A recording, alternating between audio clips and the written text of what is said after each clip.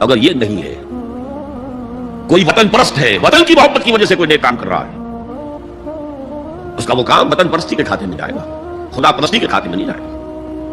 کوئی قوم پرست ہے، اپنے قوم کی محبت میں کچھ کر رہا ہے، تو اس کا وہ نیک کام قوم پرستی کے کھاتے میں جمع ہوگا، خدا کی پرستش کے لیے نہیں۔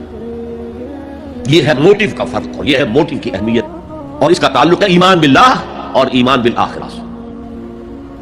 ایک حدیث میں حضور نے فرمایا کہ قیامت کے دن سب سے پہلے 3 اشخاص کا معاملہ پیش ہوگا۔ ایک وہ تھا کہ جو اللہ کی راہ میں جنگ کرتا ہوا مارا گیا تھا، دنیا میں شہید سمجھا جا رہا تھا۔ ایک وہ تھا جسے اللہ نے علم بہت دیا تھا، اس نے علم کو پھیلایا خوب پھیلایا۔ اور ایک وہ جس کے پاس جس کو اللہ نے بہت دولت دی تھی، اس نے دولت جو ہے نیکی کے کاموں میں، بھلائی کے کاموں میں، غرباء یتامیٰ مساکین کے لیے خرچ کیا۔ اب اللہ پوچھے گا ان شہید صاحب سے کہ دیکھو میں نے تمہیں صحت دی تھی، جسمانی قوت دی تھی، تم نے کیا کیا؟ وہ کہے گا اے اللہ میں نے تیرے لیے قتال کیا اور اپنی جان دے دی۔ اللہ فرمائے گا کذبت، تو نے جھوٹ بولا، انک قد قاتلت لأن یقال جریء، تو نے تو یہ جنگ میں حصہ لیا تھا اس لیے کہ تیری شجاعت کا ڈنکا بن جائے، تیری جرأت کی شہرت ہو جائے۔ وقد قیل، وہ کہا جا چکا، اب یہاں تمہارے لیے کچھ نہیں ہے۔ اور فرشتوں کو حکم ہوگا اور اوندے منہ گھسیٹتے ہوئے اس کو جہنم میں ڈال دیں۔ یہی حشر ہوگا اس عالم کا، تو نے وہ نیکی کا کام کیا تھا، یقال عالم، کہا جا چکا دنیا میں، ڈنکا بج چکا تمہاری شہرت کا۔ اب اس میں نوٹ کیجئے، اگر کسی عالم کے علم کا ڈنکا بج جائے، اس کی اپنی نیت وہ نہیں تھی، تو اس کے اندر کوئی خرابی نہیں تھی۔ یہاں معاملہ نیت کا ہے۔ اگر نیت یہ ہو کہ میرے علم کی شہرت ہو جائے، میرے ہاتھ میں جائیں، مجھے نذرانے پیش کیے جائیں، تو پھر وہی حشر اس کا ہوگا کہ اوندے منہ گھسیٹ کر جہنم میں ڈال دیا جائے۔ یہی حشر اس سخی کا ہوگا جس نے سخاوت کی تھی، جس کی سخاوت کے ڈنکے بج گئے تھے، اس کا بھی یہی حشر ہوگا۔ تو انما الاعمال بالنیات، اور یہاں نیکی کی بحث میں سب سے پہلے ولکن البر بر من آمن باللہ والیوم الآخر۔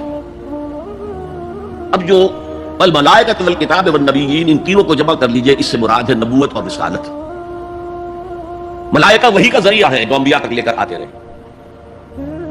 اس وحی کا جو ریکارڈ مرتب ہوا وہ کتابیں ہیں، اور جن پر وہ وحی آئی وہ نبی ہیں۔ ان تینوں کو جمع کر لیجئے، رسالت، ایمان باللہ، ایمان بالآخرہ اور ایمان بالرسالت۔ اب اس کا تعلق کیا ہے نیکی کے ساتھ؟ یہ ذرا گہری بات ہے۔ دیکھیے نیکی کا جذبہ بھی، جو انسان کے پیشنز ہوتے ہیں وہ اندھے بہرے ہوتے ہیں، پیشنز، جذبات۔ نیکی بھی ایک جذبہ ہے، کبھی یہ جذبہ حد اعتدال سے تجاوز کر کے بری بنا دیتا ہے، جیسے رہبانیت، ترک دنیا، شادی نہیں کروں گا، گھر گھرستی کا بکھیرا مول نہیں لوں گا، بس اللہ سے نہ لگاؤں گا۔ ظاہر بات ہے جس نے بھی فیصلہ کیا نیکی کے جذبے کے تحت کیا نا، لیکن اس کا جو نتیجہ نکلا اکثر و بیشتر پھر حرام کاری ہوئی۔ آپ عیسائیت کی جو ہے ہسٹری آف کرسچین موناسٹیسزم، اس کا مطالعہ کیجئے، انہوں نے خود لکھا ہے کہ بظاہر راہب خانے ہیں، راہب اور راہبائیں رہتی ہیں، اور ان کے تہ خانوں میں حرامی بچوں کے قبرستان ہو جاتے تھے۔ یہ نیکی کے جذبے نے بدی کو جنم دیا ہے۔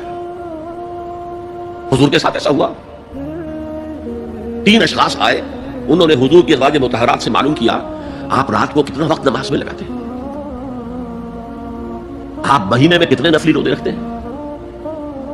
اب جو کچھ نے بتایا گیا، حضور کی زندگی کھلی کتاب تھی، بتا دیا گیا اتنا عرصہ جو ہے آپ رات کو تہجد پڑھتے ہیں، بتا دیا گیا مہینے میں اتنے روزے رکھتے ہیں۔ انہوں نے اسے